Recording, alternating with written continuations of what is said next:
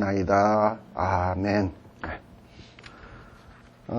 우리 지난 시간에 요한계시록 7장까지 했고 오늘은 8장입니다. 8장. 우리가 이제 조금 정리를 하자면 요한계시록은 총 4개의 환상으로 되어 있다라는 것을 말씀드렸죠.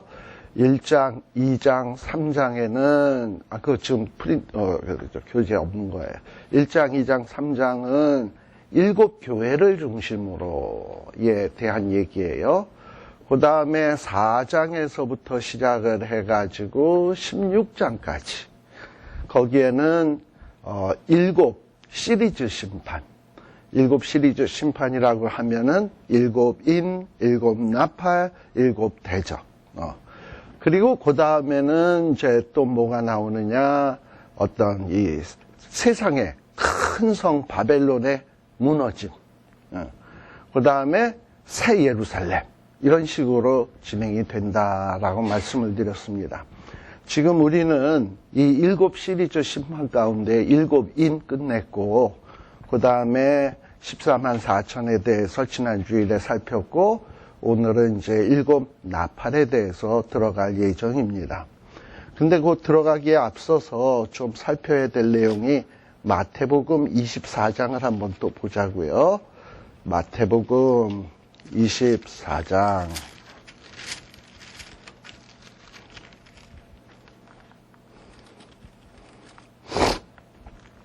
24장 3절에 보게 되면 제자들이 어느 때에 이렇게 막 성전이 부서지고 말세의 일들이 일어나겠는가, 세상 끝에 무슨 징조가 있겠는가 라고 얘기했을 때 예수님이 첫째 말세의 징조로 얘기한 것이 미혹, 그죠? 미혹.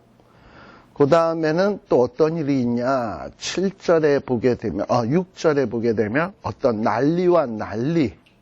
여기서 말하는 이 난리는 어떤 거냐면 일종의 테러 같은 거예요. 테러.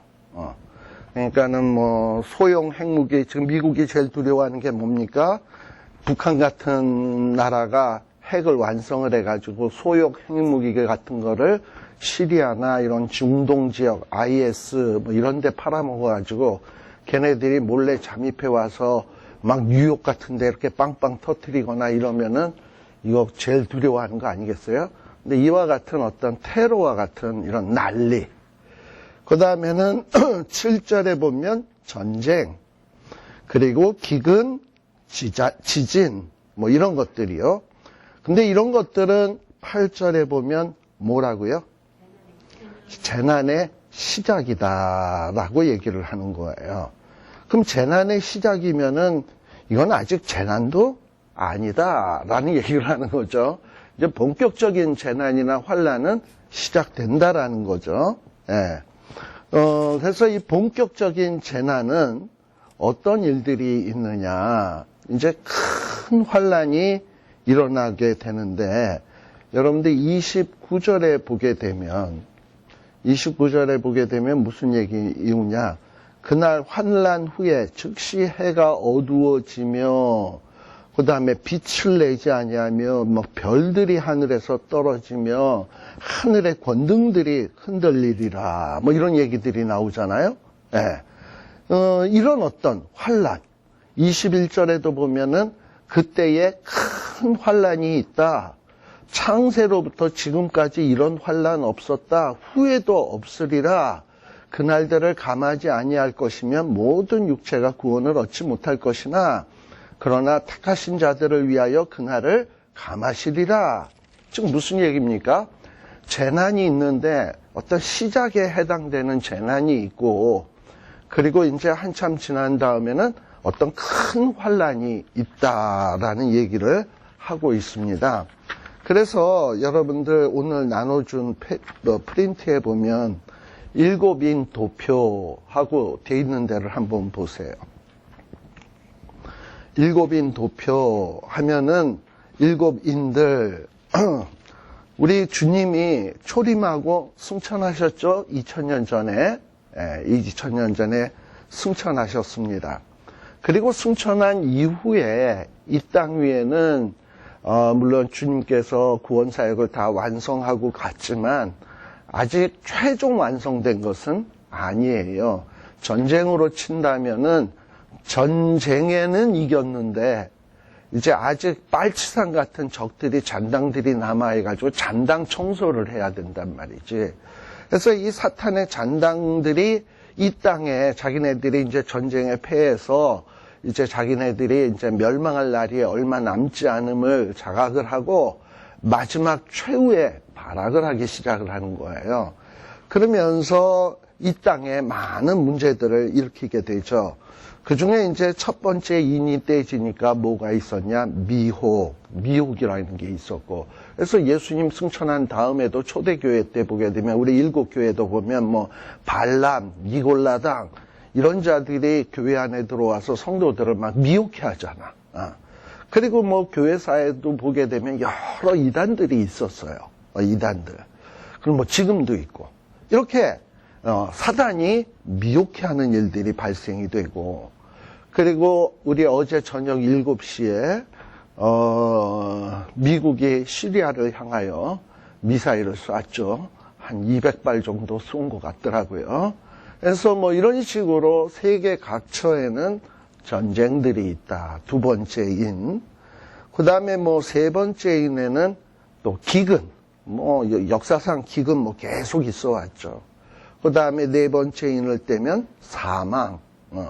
죽는 일도 계속 있어 왔어요. 그러니까 이게 뭐 1인이 떼지면 2인이 시작하고 2인이 떼지면 3인이 시작하고 1인, 2인은 끝나고가 아니라 1인이 발생되고 2인이 발생되고 막 그냥 동시적으로 발생이 되는 거예요. 그리고 계속 되는 거야. 이런 일로 인해서 지구상에 수많은 사람들이 죽어갑니다.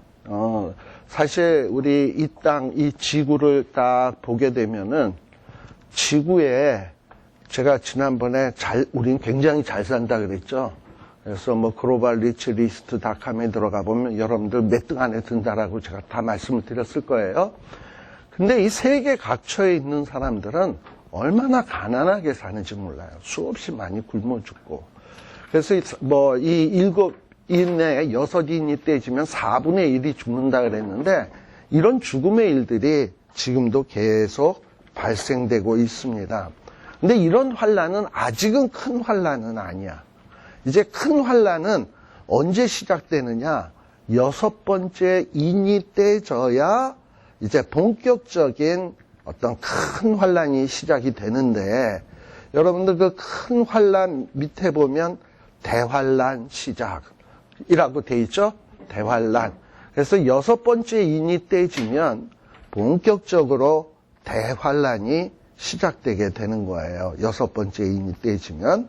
그래서 이 대환란의 시작은 이제 그 6인이 떼지면 막바로 7인이 떼죠. 6인이 떼지고 나면 막바로 이제 7인이 떼지기 시작하는데, 이 7인이 시작되면서 대환란이 시작이 되는 거예요. 그래서 대환란 시절에 나타나는 재앙은 주로 무엇이냐? 7나팔. 그리고 대환란의 마지막 부분에 등장하는 것이 7대접. 이렇게 되어지는 거예요. 그래서 여러분들 화살표를 보시게 되면 그 도표 밑에 화살표가 3개 있죠? 1번에서부터 5인, 6인, 7인까지는 화살표가 길죠? 길고 얇게.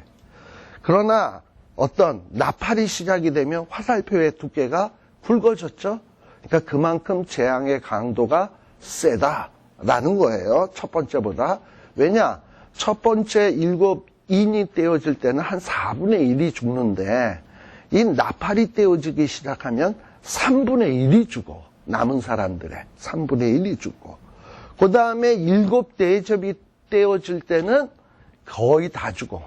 이 땅에 있는 자들은. 막 이런 식으로 되기 때문에 거기 그 화살표 두께가 다르다라는 거를 여러분들이 좀 인식을 하셨으면 좋겠습니다.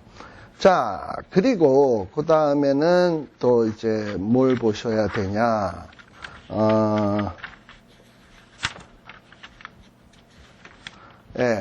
네 번째, 이제 하나, 둘, 두 번째 페이지의 뒷면을 한번 보세요. 거기 보면 일곱 나팔 도표하고 되어 있는 부분이요. 일곱 나팔 도표를 보시게 되면, 자, 거기에는 세 장을 일단 가져가시면 돼요. 네. 두 번째 페이지, 세 번째 페이지 뒤에 보면 일곱 나팔 도표 중에서 제일 복잡한 겁니다. 거기 보면 첫 번째 인에서부터 다섯째 인이 떼질 때까지 우리 주님께서 마태복음 24장에 이야기하신 여러 말세의 징조들이 나타납니다. 뭐가 있습니까? 미혹, 전쟁, 기근, 사망, 그렇게 해서 이 땅 위에 4분의 1이 죽는다 그랬죠? 이런 일들이 시작이 돼요. 그런데 여섯 번째 인이 떼질 때는 이제 드디어 큰 환란이 시작이 되는 거예요. 큰 환란이 시작이 되는데 우리 지난번에 살폈습니다만 계시록 6장 12절에서 14절에 보게 되면 막 하늘이 흔들리고 여섯 번째 인이 떼지면 막 하늘이 흔들리고 막 별들이 막 흑암이 오게 되고 막 이런 일들이 벌어진다 그랬죠. 그게 여섯 번째 인이에요. 이게 떼지면 이 천재지변, 하늘의 천재지변이 일어나고 그리고 막 권세자들이 마지막이 온 줄 알고 막 두려워하기 시작을 하는데 이게 큰 환란의 시작입니다. 이 큰 환란 때 일어나는 일들이에요. 그러면서 이제 이어서 또 일곱 번째 인이 떼지게 되는데 바로 오늘 이 일곱 번째 인이 떼지면서 벌어지는 이런 어떤 나팔 사건에 대해서 한번 살펴보도록 하겠습니다. 자, 분명히 이 나팔 사건은 이 땅 위에 무시무시한 일들, 환란이 일어나는 일들입니다. 이 환란이 일어나는 일들인데 항상 이 요한계시록에 보면 흐름이 어떻게 나타나냐면 환란이 있기 전에 어떤 이 천상의 장면들이 소개가 돼. 우리 지난번에도 지금 우리가 8장을 시작합니다만 8장 전에 뭐가 있습니까? 7장이 있죠. 근데 이 7장의 내용의 뒷부분에 보면 하늘의 허다한 무리들이 하늘에서 이 14만 4천에 해당되는 무리들이 이 하나님을 향하여 찬양하는 장면이 나오죠. 구원하심이 보좌에 앉으신 우리 하나님과 어린 양에게 있도다 하면서 찬양을 하고 막 천군 천사들이 그 앞에서 아멘 아멘 하고 막 이런 얘기들이 이 천상의 장면이 나와요. 그리고 마지막에 보게 되면 이 천상에서 어떤 일이 벌어질 거냐 17절에 보면 어린 양이 저희의 목자가 되사 생명수 샘으로 인도하시고 그리고 이 땅에서 환난당한 자들의 눈에서 모든 눈물을 씻어줄 것이다. 아주 정말 좋은 모습이 소개가 되고 있습니다. 환난 바로 직전에. 근데 이렇게 환난 바로 직전에 이런 얘기가 나오는 뜻은 무엇이겠습니까? 이렇게 하늘의 영광스러운 것을 보게 되면 환난을 이기는데 상당히 도움이 돼요. 나는 장차 지금 이제 환난이 오지만 나는 이런 환난에서 망할 사람이 아니라 나는 궁극적으로 천상에 가서 하나님께 구원하심이 보좌에 앉으신 우리 하나님과 우리 양에게 있도다 하고 찬양할 자고 목자 되신 우리 주님께서 내가 환난 당할 때 눈물 흘렸던 거 우리 주님이 다 닦아주실 거야. 그러니 환난이여 올 테면 와봐. 이렇게 될 수 있다 이 말이에요. 그래서 요한계시록의 어떤 환난에 대한 얘기가 시작되기 전에 그 앞부분에는 잠시 이렇게 천상의 장면에 대해서 소개를 해주고 있어요. 이런 천상의 장차 올 영광을 먼저 잘 인식을 하고 그리고 현재 당하는 고난을 이겨낼 수 있도록 하라라는 뜻으로 이렇게 성경의 배열이 그렇게 되어 있다라는 것을 생각하시면 되겠습니다. 자, 그러면 이제 8장으로 서론이 길었네요. 8장 1절 딱 보시게 되면 일곱째 인을 떼실 때에 하늘이 반 시간 동안 고요했다라는 얘기가 나옵니다. 잠깐만요.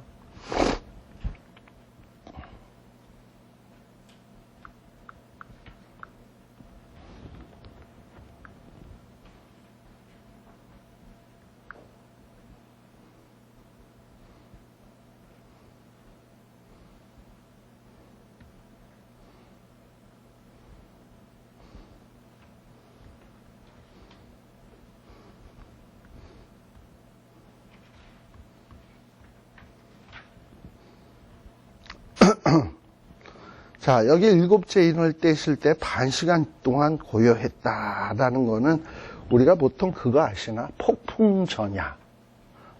어떤 폭풍이 밀려오기 전에 잠시 고요해지는 그런 장면을 마치 연상시키는 내용이 요 1절의 내용입니다.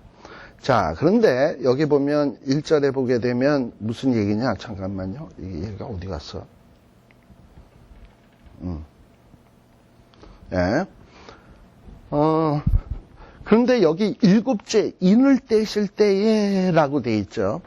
보통 우리가 첫 번째 인을 뗐을 때, 두 번째 인을 뗐을 때, 첫 번째 인을 뗐을 때는 뭐 미호, 두 번째 인을 뗐을 때는 뭐 전쟁, 그 다음에 뭐 세 번째는 기근, 네 번째는 사망, 그 다음에 뭐 다섯째 인을 떼면 순교자들이 제단에서 기도하는 내용, 여섯 번째 인을 떼니까 천재지변, 뭐 이렇게 나타났었잖아요.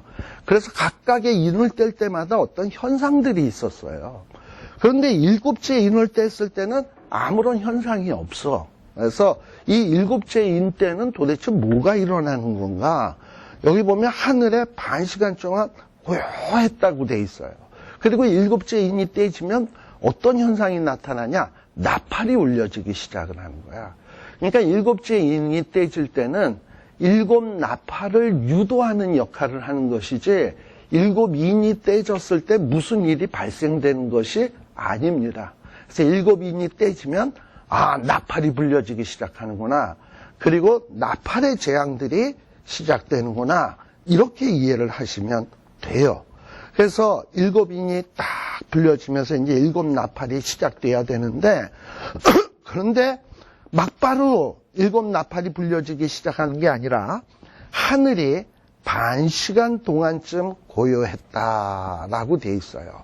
자, 이 반 시간쯤 고요했다라는 말이 무슨 얘기냐 하면은 아주 짧은 시간이에요. 짧은 시간 동안 고요했는데 우리 그 이스라엘 사람들은요, 그 레위기 6장 8절에 보시게 되면 레위기 6장 8절에 보시게 되면 이스라엘 사람들이 드리는 제사가 한 5가지 제사가 있잖아요. 번제, 소제, 뭐 속죄제, 화목제, 뭐 속건제, 뭐 이렇게 5가지 제사가 있는데 특별히 이스라엘 백성들이 드리는 제사 가운데 번제는요. 번제는 아침에 한 번, 그 다음에 저녁에 한 번 이렇게 드리도록 돼 있어요. 근데 왜 번제를 아침에 한 번 저녁에 드리냐? 보통 이제 저녁이 이스라엘은 시장이니까 저녁에 어떤 소나 양을 갖다가 번제단에다 태우잖아요. 그러면 이게 불에 계속 타면 소가 타면 언제까지 가냐? 그 다음날 아침까지 가. 뭐 우리가 요즘은 화장터에 뭐 우리 한국에 무슨 뭐 추모공원 이런 데 가보면 화장터면은 요즘은 뭐 이렇게 사람 하나 넣으면 한 30분이면 다 타더라고요. 워낙에 가마가 좋아가지고. 근데 옛날에는 뭐 장작더미 위에다 태우면은 종일 타는 거지. 막 6시간, 7시간씩 탄단 말이에요. 그 짐승의 시체가.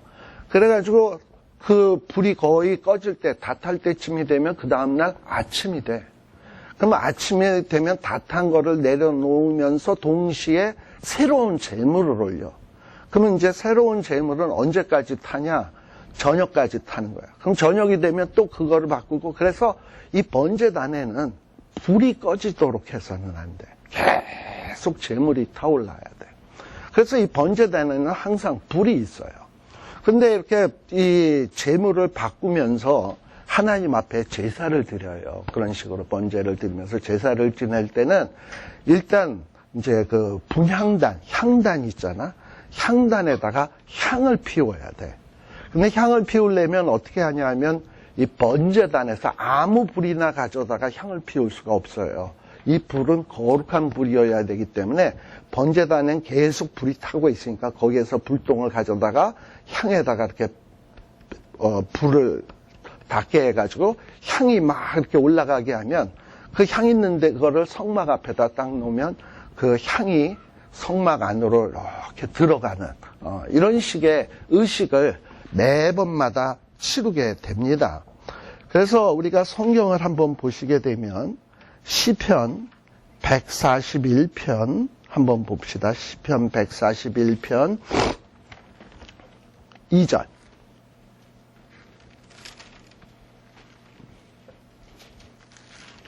시편 141편 2절.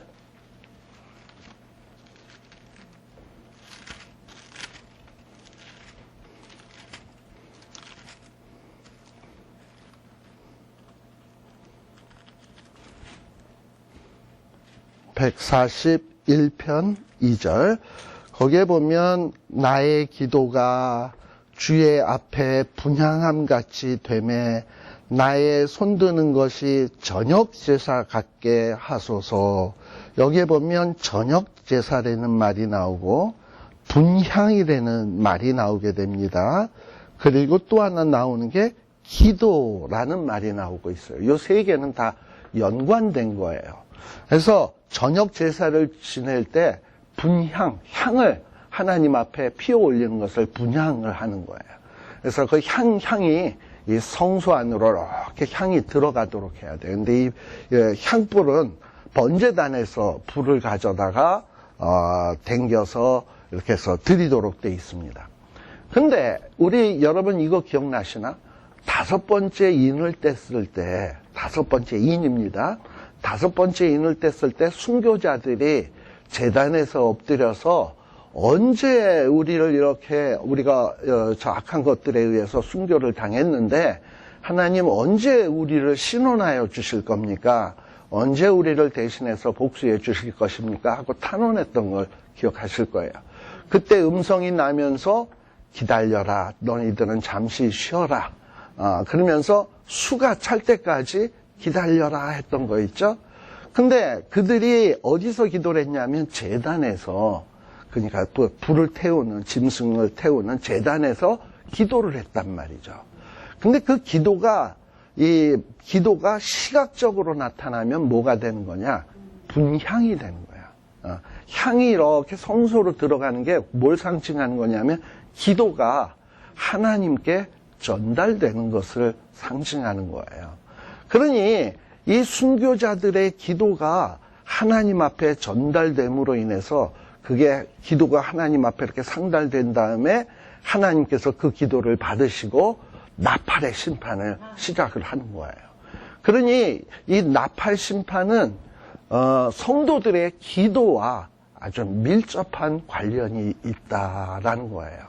우리가 보통 이런 기도 하잖아.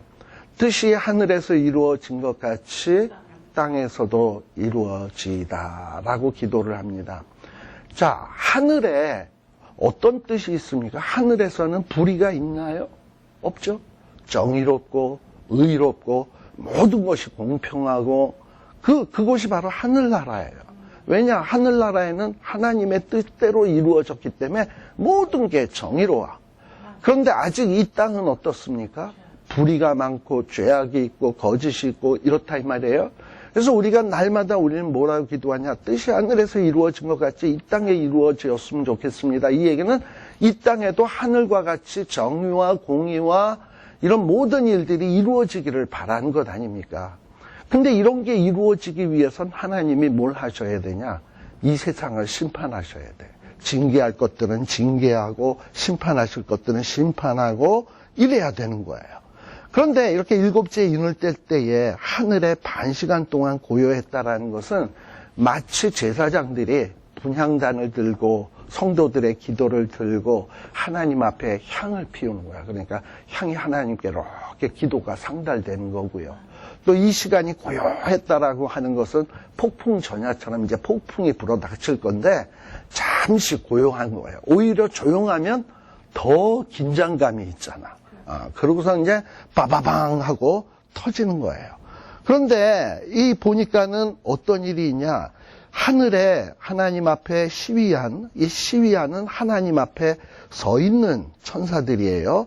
하나님 앞에 서 있는 7 천사가 있는데 이 하나님 앞에 서 있는 7 천사들은 뭐냐? 하나님이 어떤 명령을 내리면 즉시 시행할 준비가 되어 있는 천사들이에요. 근데 이런 천사들이 하나님께서 나팔을 주시니까 나팔을 받았다라는 거예요. 우리가 알다시피 나팔은 언제 사용하는 겁니까? 우리가 보통 나팔은 전쟁, 경고, 뭐 이럴 때 나팔을 사용하는 거는 우리가 잘 알고 있을 거예요. 그죠?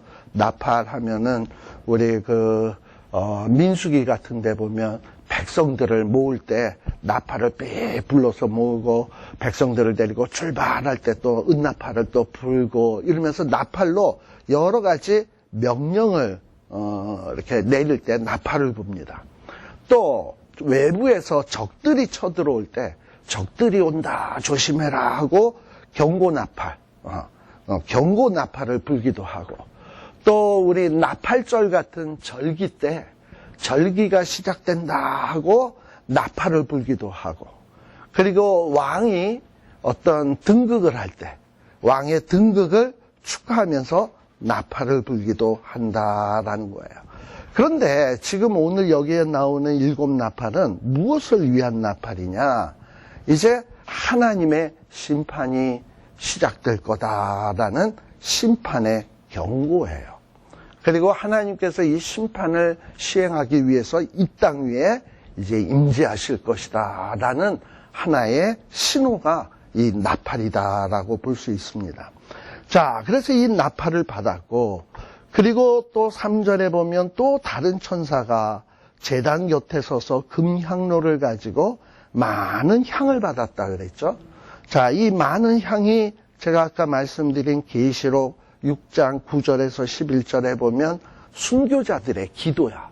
언제 우리의 이 정말 억울함을 풀어주실 것입니까? 하는 이 기도를 금향로에다가 다 담아서 이거를 성도들의 또 기도, 성도들의 기도는 뭡니까?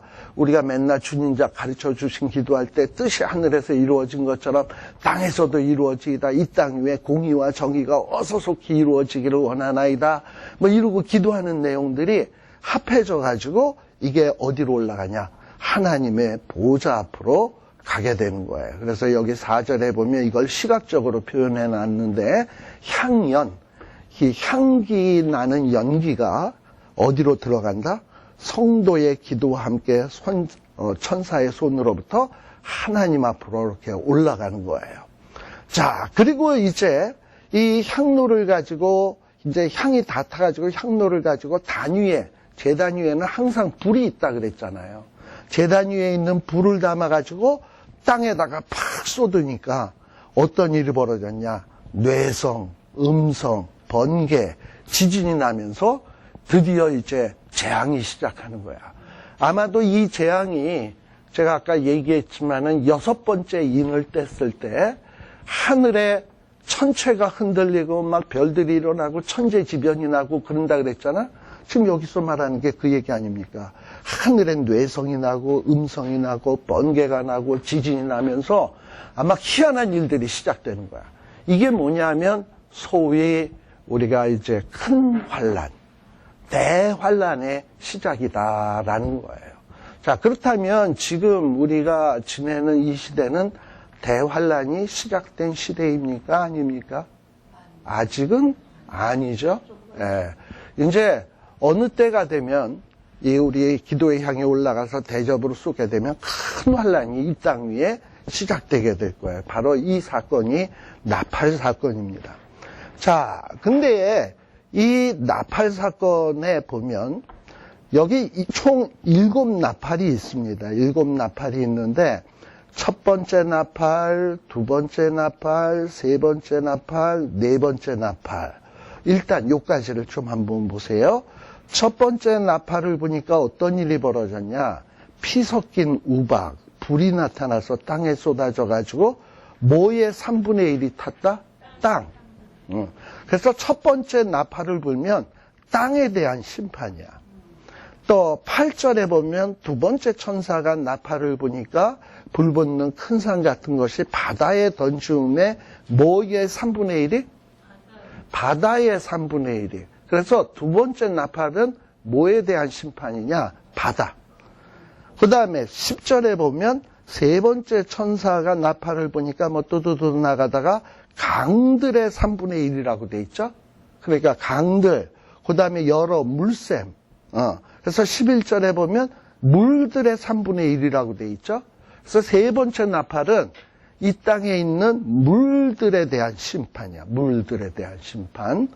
그 다음에 12절에 보면 네 번째 천사가 나팔을 부니 이번에는 해, 달, 별들의 3분의 1이. 그래가지고 이 네 번째 나팔은 뭐에 대한 심판? 해, 달, 별. 하늘에 있는 해, 달, 별. 자, 그럼 정리가 딱 되죠. 첫 번째 나팔은 땅, 두 번째는 바다, 세 번째는 물들, 네 번째는 하늘에 있는 것들. 다 이게 뭡니까? 자연. 이 하나님이 만드신 이 자연 만물을 하나님이 치는 게 첫 번째에서부터 네 번째까지 나팔이 불려질 때 하나님이 창조하신 이 창조 피조물들이 파괴가 되는 거예요. 그리고 그 다음에 다섯 번째를 보세요. 다섯 번째 나팔을 보니까 이제 뭐가 등장을 하냐 하면은 황충이가 등장을 해요. 그래서 황충이가 등장을 해서 뭘 하느냐? 4절에 보게 되면 이 황충이들이 이런 수목들은 해하지 아니하고 누구만 해하냐? 오직 이마에 하나님의 입맞지 아니한 사람들만 해하라. 그러니까 해당하는 사람들은 누굽니까? 하나님의 인을 맞지 않은 자들은 이 황충에 의해서 해를 당한다는 거야. 그러니까 다섯 번째 인이 떼지면서부터는 누가 상처받기 시작하냐면 사람. 그래서 첫 번째에서부터 네 번째 나팔이 불 때는 하나님이 자연을 치는 거예요. 근데 이 자연을 치는 이유가 뭐냐? 자연이 하나님에 의해서 막 황폐되어지는 모습을 보면서 사람들에게 깨달으라는 거예요. 뭘 깨닫냐? 하나님은 자연을 좋게 하나님 보시기에 좋았더라, 하나님 보시기에 좋았더라, 이렇게 좋게 하나님이 천지를 창조해서 인간에게 주실 수 있지만 인간들이 그 좋은 자연을 하나님 앞에 선물로 바꿔서 감사치 아니하고 하나님을 찾지 아니하고 하나님 앞에 예배드리지 아니하고 하면 하나님께서 그 주신 자연을 어떻게 한다? 파괴하시고 빼앗는다. 그래서 어떤 이 자연을 파괴하는 모습을 통해서 뭘 깨달으라는 거냐 하면 우리 하나님만이 영광과 찬송을 받기에 합당한 분이다라는 걸 깨달으라는 거예요. 우리 요한계시록 14장 6절 말씀 한번 봅시다. 거기에 보면 천사가 공중으로 막 날아갑니다. 그러면서 이 천사가 공중으로 날아가면서 땅에 거하는 자들, 여러 나라, 족속, 방언, 백성, 이 얘기는 무슨 얘기냐면 이 땅에 있는 모든 인간, 그렇죠? 모든 인간들에게 지금 메시지를 증거하는데 메시지의 내용이 뭐냐? 백성에게 전할 영원한 복음이다 라고 돼 있어요. 지금 백성에게 전하는 영원한 복음의 내용이 뭐냐? 그 복음의 내용은 7절이에요. 큰 음성으로 이 복음의 내용이 선포되는데 이 복음의 내용이 뭐냐 하면 하나님을 두려워해라. 두려워하다라는 이 말은 달리 표현하면 하나님을 경외해라 라는 말이 되는 거예요. 하나님을 경외하며 하나님께 영광을 돌려라. 이게 뭐다? 영원한 복음이다. 특별히 하나님의 심판하실 시간이 이르렀으니 하나님이 왜 심판하러 와요? 하나님 앞을 경외하고 하나님께 예배드리고 하나님께 영광을 돌려야 되는데 그렇지 않은 자들을 하나님이 곧 심판하러 올 거예요. 그러니 정신 바짝 차리고 하나님을 경외하라. 하나님께 영광을 돌리라 이거예요. 그래야지 그 사람이 복되다 이 말이에요.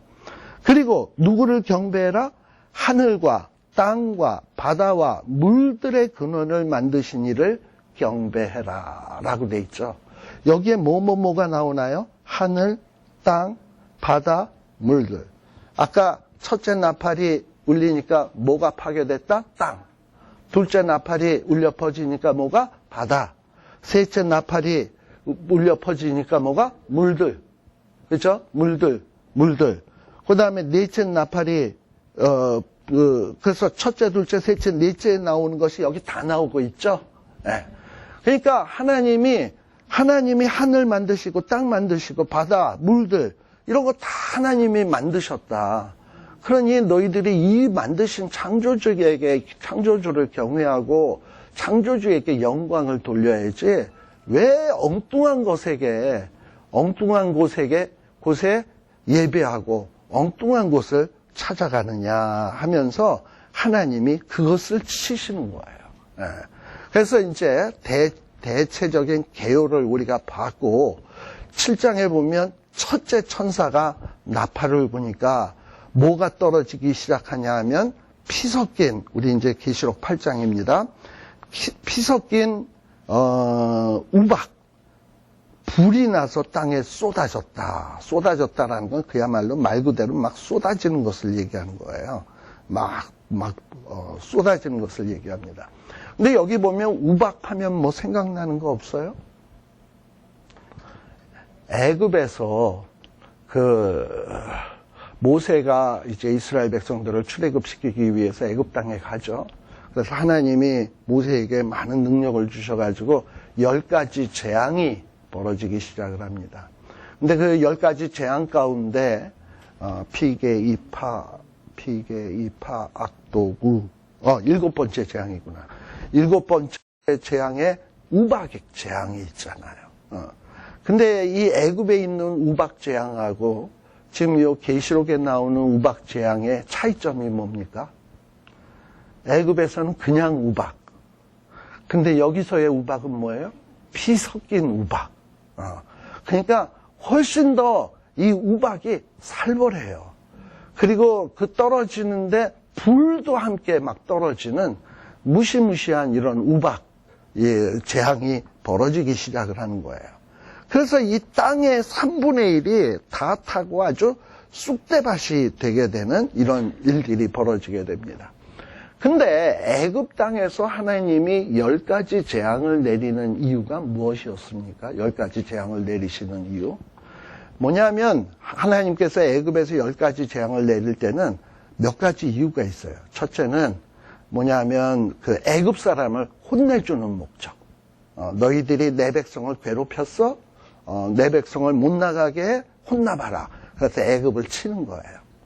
그리고 또 하나의 목적은 뭐냐면 이 애굽 사람과 이스라엘 사람들에게 봐라, 누가 참신인지를 증명하는 거예요. 애굽은 그 당시에 세계의 최강국이었습니다. 그리고 막 태양신을 섬기고 피라밋을 만들고 이러고 바로는 태양의 아들이라고 생각하고 막 이랬어요. 그런데 지금 하늘에서 우박이 내리는 거야. 모세가 기도하니까. 그러니까 애굽 신이 할 수 없는 것을 모세가 하잖아요. 그런 걸 통해서 누가 참신이다? 하나님이 참신이다 라는 것을 드러내는 거예요. 그래서 그동안 이스라엘 백성들은요, 애굽에서 400년 동안 종살이 하면서 육신적으로만 종이 아니었어. 400년 동안 종살이 하면서 애굽 문화 속에서 살다가 보니까 이 정신 상태, 영적인 상태조차도 뭐냐면 애굽의 우상 문화에 확 쩔어 있었단 말이죠. 그런데 이 모세라고 하는 사람이 나타나서 막 우박을 내리고 나일강이 피가 되고 막 이런 일들을 통해서 보니까 애굽의 신이 최고인 줄 알았는데 모세가 섬기는 하나님이 훨씬 더 세네. 이 모세가 와서 완전히 애굽을 초토화시키네. 이런 걸 보면서 야, 우리 하나님이 진짜 신이구나 라는 이런 교육을 받는 거잖아요. 마찬가지로 이 마지막 때에 하나님이 땅을 치시는 이유는 뭐냐 하면은 이 땅에 지난번에 제가 얘기했을 때 원래 사탄은 하늘에 자기 처소와 지위가 있던 자들이라 그랬잖아요. 그랬는데 이 자기 처소와 지위가 있던 자들이 그 자기 처소와 지위를 지키지 아니하고 교만하게 멋대로 놀다가 하나님 앞에 혼나가지고 미가엘에게 얻어 터지고서 땅으로 쫓겨났다고 하지 않았습니까? 그리고 이들의 마지막은 멸망이거든요. 그러니까 이 땅으로 쫓겨난 천사들이 이제는 우리는 망하는데 우리 이렇게 망할 수 없지. 우리가 망하기 직전에 하나님의 마음을 후벼 파고 아주 아프게 만들고 우리가 망해도 그냥 그렇게 망해야지. 그냥 망하면 억울하지. 이러고선 땅에 내려와가지고 하나님의 마음을 아프게 하기 위해서 갖은 공작을 하기 시작한다 그랬죠. 그래서 사탄들이 하는 일들이 뭐냐면 공중의 권세를 잡고 땅의 곳곳에다가 진을 치고 그리고 그것을 기반으로 해가지고 사람들을 미혹해 하는 거예요. 그래서 왜 사람들을 미혹하냐, 사탄이 무슨 생각을 하는 거냐면 하나님을 제일 마음 아프게 만드는 좋은 방법이 뭐냐? 하나님이 그토록 사랑하는 사람들을 타락시켜서 멸망받게 만들면 하나님이 마음이 얼마나 찢어지게 아플까? 그러기 위해서 사람들을 망가뜨리는 거예요. 하나님의 형상으로 지음받은 사람을 망가뜨림으로 인해서 하나님의 마음을 아프게 하려고. 그래가지고 이 사탄들이 와가지고 땅에서 진을 치고 미혹해 하면서 사람들을 타락하게 만드는 겁니다. 근데 이 사람을 타락시키는 방법 중에 하나가 뭐냐면 땅에 있는 커다란 바위, 커다란 나무, 아주 멋있는 이런 어떤 경치 좋은 산, 이런 산에서 저 산신령에게 기도해야 네가 복을 받아.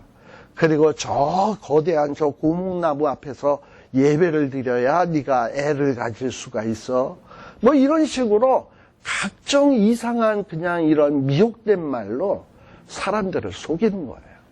그러다 보니 사람들이 그냥 아무 생각 없이 그 속임수에 헬렐레 해가지고 속아 넘어가가지고 이 땅에 있는 것들, 피조물들을 경배하고 숭배하고 심지어는 짐승에게 절하고 이런 엉뚱한 짓거리들을 한다 이 말입니다. 그래서 하나님께서는 이런 것들을 깨닫게 하기 위해서 땅을 치시는 거야. 땅은 경배받을 대상이 아니라 땅은 사람이 지배할 대상이야. 근데 너희들이 이런 어리석게 이 땅을 경배를 해? 이런 것들 하나님이 치실 거야. 너희들이 그따위로 이렇게 땅을 생각한다면 이런 땅은 내가 파괴시킬 거야. 파괴시킬 수 있어. 하는 것을 맛배기로 3분의 1만 마음 같아서는 3분의 3을 그냥 몽땅 다 파괴할 수 있는데 하나님이 맛배기로 3분의 1만 파괴를 시키는 거예요. 그럼 이 파괴시키는 모습을 보면서 이스라엘 백성들은 하나님의 백성들은 뭘 어떻게 해야 됩니까? 와, 하나님이 이렇게 땅을 파괴하실 수 있구나. 더 정신 번쩍 차리고 우리 아까 영원한 복음, 땅과 물과 바다, 물의 근원을 창조하신 하나님을 경외하고 하나님께 영광을 돌려야 되겠다라는 마음으로 나가야 되는 거예요.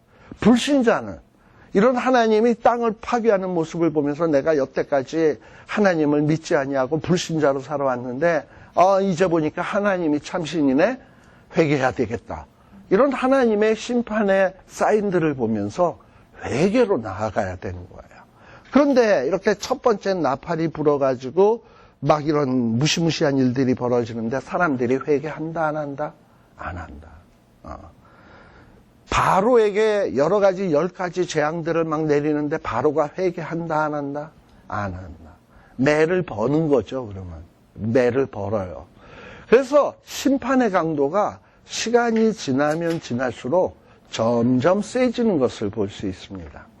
우리 레위기 26장에 보게 되면, 여러분도 성경 레위기 26장에 보게 되면 앞부분은 축복에 대한 얘기가 나오고요. 하나님의 말씀에 순종했을 때 하나님이 어떻게 축복하실 것인가 하는 얘기가 나옵니다만, 뒷부분에는 하나님의 말씀에 불순종했을 때 어떤 일들이 발생될 것인가 하는 것이 요 레위기 26장에 잘 기록되어 있어요.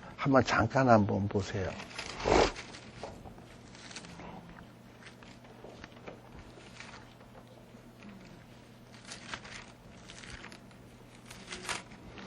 여기에 보게 되면, 레위기 26장에 보게 되면 특별히 뒤에 봅시다. 14절. 그러나, 그러니까 14절 이전까지는 순종하면 어떤 축복이 주어질 것인가 하는 얘기들이 13절까지 나와 있습니다.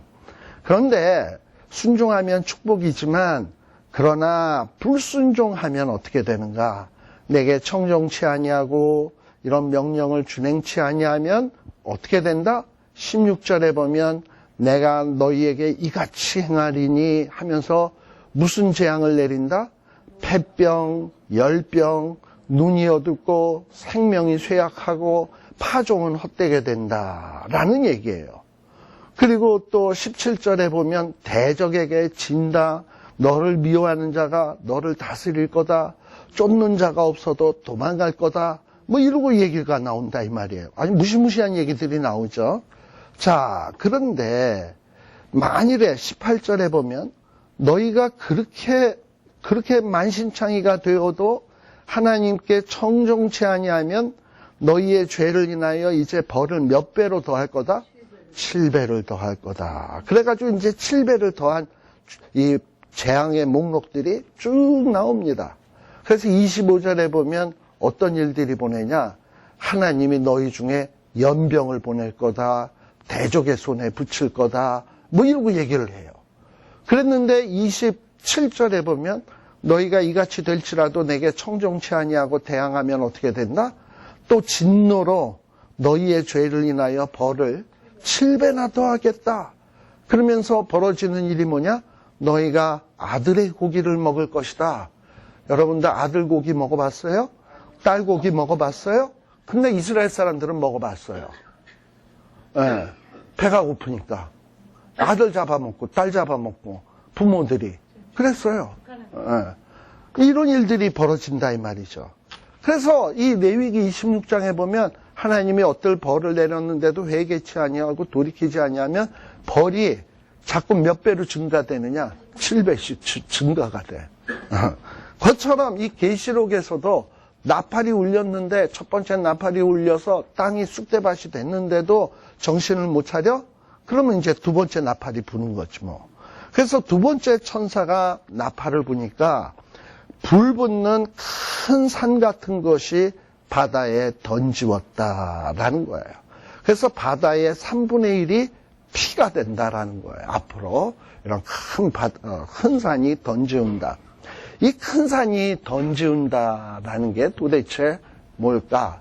우리 요한계시록의 저자인 사도 요한이 이 요한계시록을 쓸 때가 한 AD 96년 뭐 이쯤 돼요. 근데 이쯤 될 때 이로부터 한 20년 전, 그러니까 AD 뭐 한 70년, 이스라엘 나라가 로마에 망하고 그리고 얼마 좀 세월이 지난 다음에 베스피우스라고 하는 로마의 화산이 폭발했습니다. 그래서 화산이 폭발해가지고 그 유명한 뭐가 생겼냐? 폼페이 아시죠? 그래서 이 폼페이에 이 화산이 그냥 덮쳐가지고 그 화산에 덮치는 바람에 사람들이 다 어떻게 됐냐? 화석이 돼버렸어. 그러니까 돌로 이렇게 조각이 돼버렸다 이 말이에요. 보니까 제가 그 이태리에서 폼페이를 한번 가봤어요. 갔더니 개도 화석이 됐더만 이렇게 해가지고 그러니까 완전히 화산이 덮쳐버린 거야. 그냥 산이 그냥 폭발이 돼가지고 그 산에 있는 흙이나 이런 것들이 용암이 돼가지고 쏟아져 내려가지고 그야말로 폭삭 망해버렸습니다. 그러니까 지금 이 요한이 말하는 이 말할 때 이런 사건이 언제 벌어졌다? 한 20년 전에 로마에. 그러니까 지금 큰 산이 던지워져 가지고 온통 피가 된다라는 것이 이 듣는 이들에게는 아주 그냥 아주 생생하게 들려지겠죠.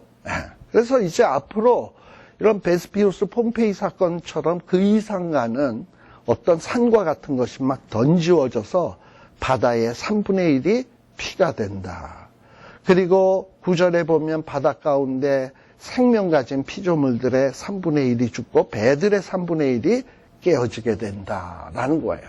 그래서 이 구절을 가지고 어떤 사람은 얘기하기를 여기서 막 산이 떨어져 가지고 뭐 바다가 피가 된다. 이게 도대체 무슨 얘기일까? 그리고 생명 가진 피조물들의 3분의 1이 죽는다는 게 무슨 말일까? 배들의 3분의 1이 깨진다는 말이 무슨 말일까? 이러면서 이 바다에서 큰 전쟁 같은 것이 일어나는 것이 아닐까? 우리 지금도 여러분들 아시다시피 우리 미국이 얼마나 거대한 항공모함 같은 거를 수십 척을 거느리고 있잖아요. 그래서 뭐 태평양, 대서양, 인도양 오만 바다에다가 배들을 띄워놓고 있지 않습니까? 그래서 이제 가만 보면 전쟁이 예전처럼 막 그냥 적진으로 막 뛰어들어가고 이렇게 전쟁 안 해. 우리 엊그제 시리아 폭격하는 것도요, 뭐 군인들이 시리아 안에 들어가서 뭐 폭탄 터뜨리고 수리탄 던지고 총 쏘고 이런 거 아니야. 얘네들 그 공격한 부대가 어디 있었냐면 지중해에 떠 있었어요. 거기서 지중해에서 떠서 버튼만 누르면 미사일이 그냥 날아가서 때리는 거야. 그럼 또 저쪽에서 방어하는 사람은 여기서 또 버튼을 누르면 항공모함을 가서 때리는 거예요. 그러면서 그냥 배에서 바다에서 그냥 전쟁이 벌어져요, 장차. 그러면서 막 배들이 깨지고, 그 다음에 뭐 항공모함들이 다 어떤 항공모함입니까? 이제 핵추진이잖아. 그 안에 막 핵무기 같은 게 실려 있잖아. 근데 막 그런 게 뻥뻥 터지면 방사능으로 바다니 이런 것들이 얼마나 오염이 되겠어요. 그러다 보면 바닷속에 있는 생물도 죽고 배들도 깨지고 하는 이런 바다에서 벌어지는 처참한 전쟁들을 묘사하는 것이 아닐까라고 얘기를 해요. 이 둘째 천사가 나팔 불었을 때 벌어지는 일이. 그 다음에 셋째 천사가 나팔을 보니 횃불같이 타는 큰 별이 하늘에서 떨어진다. 여러분들 뭐 횃불같이 타는 큰 별이 하늘에서 떨어진다. 뭐가 연상이 되세요? 미사일 같은 거. 뭐 우리가 미사일 같은 거를 보면은 뭐 그 당시에는 미사일이 뭔지 몰랐을 거 아니에요. 하늘에서 뭐가 휙 불을 내면서 횃불같이 뒤에 화염이 나오잖아. 미사일이 날아갈 때. 막 횃불같이 불을 뿜으면서 하늘로 날아가면서 내리꽂으면서 팡 하고 터지면서 불꽃이고 빛이 일어나고 이런 거니까 뭐 요한이 볼 때는 이게 뭘로 보이겠어요. 그냥 횃불같이 타는 큰 별이 하늘에서 떨어져가지고 빵 터지니까 뭐냐 막 그냥 강들의 3분의 1과 여러 물샘에 떨어지니까 막 그것들이 쓰게 되었어. 지금 시리아가 처맞는 이유가 어디 있습니까? 생화학 무기를 사용했다라는 얘기를 하잖아요.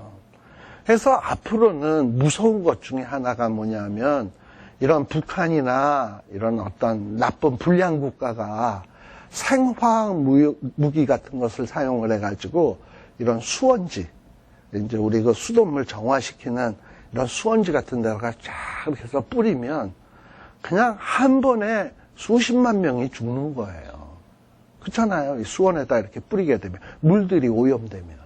근데 이런 것들이 뭐 사람이 몰래 와서 뿌릴 수도 있지만, 미사일 같은 거에다 생화학 무기를 딱 실어가지고 어떤 강이나 수원지 같은 데를 땅 때리면 그 물들이 다 오염돼 버릴 거 아닙니까? 그렇게 돼서 사람들이 죽게 되는 일들이 지금 이 세 번째 천사가 나팔을 불었을 때 벌어지는 일이다라는 거예요. 그 다음에 넷째 천사가 나팔을 부니까 어떤 일이 벌어졌냐? 해, 달, 별.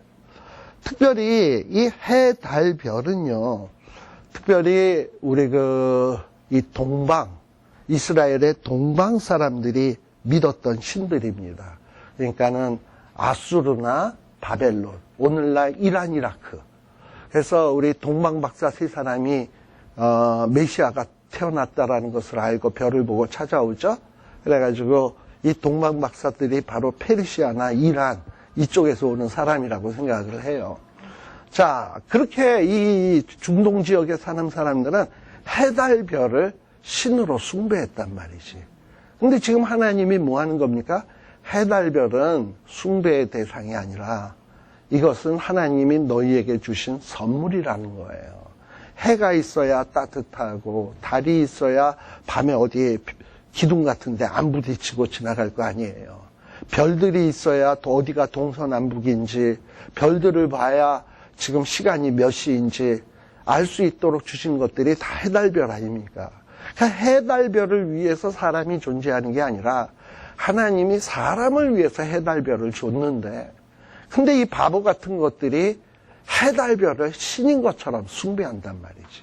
그러니까 하나님이 깨달으라고 해달별을 치시는 거예요. 근데 지금 여기에 벌어지는 이 재앙들을 가만 보면 뭐랑 비슷하냐? 애굽 땅에서 벌어졌던 재앙하고 비슷해요. 우리 아까 우박은 얘기했고, 두 번째 천사가 나팔을 불었을 때 뭐가 됐다? 바다의 물이 피가 됐다. 우리 애굽에서 10가지 재앙 가운데 첫 번째 재앙도 치니까 바닷물이 피가 됐죠. 나일강이 피가 됐죠. 네. 그리고 세 번째 천사가 나팔을 불 때는 물들이 막 아주 써졌죠. 물들이 써지고, 그 다음에 지금 네 번째 천사가 나팔을 부니까 해가 어두워졌다. 그래서 우리 그 10가지 재앙에도 재앙 있잖아. 흑암재앙. 이런 식으로 애굽에도 이런 재앙들을 내렸는데, 그런 재앙을 내림으로 인해서 이 애굽의 포로로 잡혀 있었던 노예로 있었던 이스라엘 백성들에게 하나님이 참신이다라는 것을 밝히 드러내는 사건이었어요. 그런데 이렇게 하나님이 참신임을 하나님은 막 드러내는데 바로는 거기에 대해서 어떡하냐? 강박한 거야. 그래서 근데 이제 이런 일들이 언제 벌어지느냐 하면 이제 장차 큰 환란이 있을 거예요.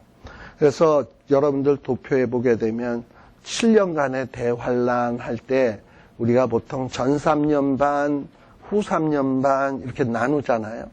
그래서 이 전 3년 반, 7년간의 대환란이라고 한다면 첫 번째 앞부분, 전반부 3년 반 동안에 벌어질 일들이 뭐냐? 첫째 나팔, 둘째 나팔, 셋째 나팔, 넷째 나팔.